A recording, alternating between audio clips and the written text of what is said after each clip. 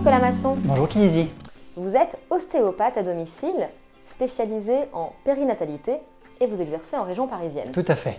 Alors, pouvez-vous me dire quels sont les mouvements et les positions à éviter avec bébé? Alors, en fait, d'abord, il y a un mouvement qui est vraiment très classique que tout le monde fait, qui est vraiment à éviter, c'est le fait de porter bébé en prenant sous les bras.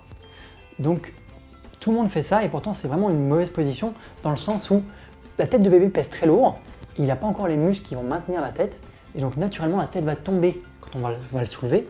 Et ça, on le voit, tous les bébés font comme ça. Et en plus même il va se raidir, ce qui est vraiment mauvais. Donc il faut vraiment lui faire un hamac avec sa main en mettant en fait sous la nuque et la tête.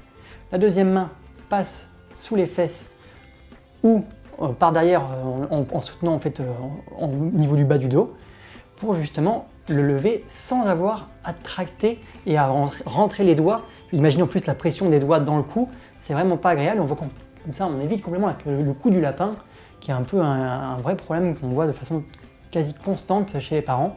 Donc vraiment prendre en faisant un hamac avec la main du haut et en bas, pareil, une main large qui prend sous les fesses. Et quand on veut donner bébé, même chose, la main du haut et la main du bas prend au niveau de l'abdomen et pas au niveau du thorax.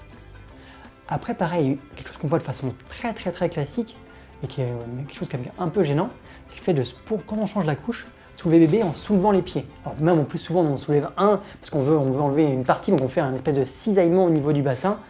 D'ailleurs souvent les bébés ne sont pas très contents quand on leur fait.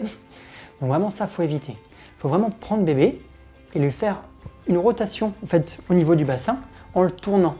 Ce qui fait qu'on va pas mettre de pression, pas mettre de tension au niveau de sa colonne. On va faire juste un mouvement de bassin qui est un mouvement de rotation tout à fait normal. Et il n'y a pas comme ça de pression ou de choc au niveau de la colonne.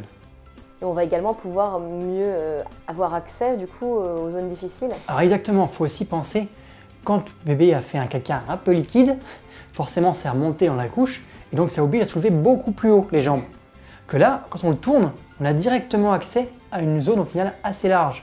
Et après on peut à gauche, à droite, sans avoir à essayer de forcer les jambes dans un sens pas possible, en emmenant très haut, en emmenant justement une grosse pression au niveau du cou et des thoraciques, alors que là, pas du tout. On va vraiment juste tourner le bassin d'un côté et de l'autre, de façon simple, sans force, sans violence, et c'est comme ça on le change sans douleur. Alors après, il est important de se rendre compte que la tête de bébé, c'est vraiment quelque chose de très important, il faut vraiment toujours faire attention à la tête de bébé, toujours avoir une main, des doigts ou vous-même qui protégez le mouvement de la tête. Parce que c'est très facile pour un bébé de se mettre en extension et d'avoir la tête qui va derrière. Et justement là, c'est le cou du lapin avec des répercussions importantes qui peuvent arriver justement au niveau du cou. Après, vous toujours pareil, bébé, que ce soit pour dormir ou la journée, le mettre toujours dans une position où il n'est pas à plat, mais avec une légère déclivité pour justement limiter tout ce qui est problème de colique et régurgitation. D'ailleurs, vous trouverez plus d'informations sur ce sujet dans une autre vidéo dédiée. D'autres positions, d'autres mouvements sont à éviter, c'est justement déjà au niveau du siège auto. Il faut comprendre que le siège auto doit être consacré au déplacement. Ce n'est pas à mettre dans justement dans le châssis trio pour faire une balade.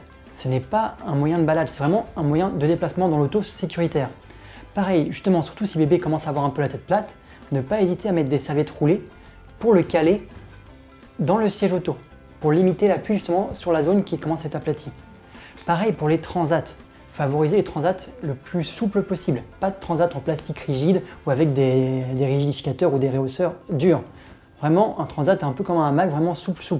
Pareil, il faut éviter tout ce qui est objets qui vont bloquer bébé dans une position.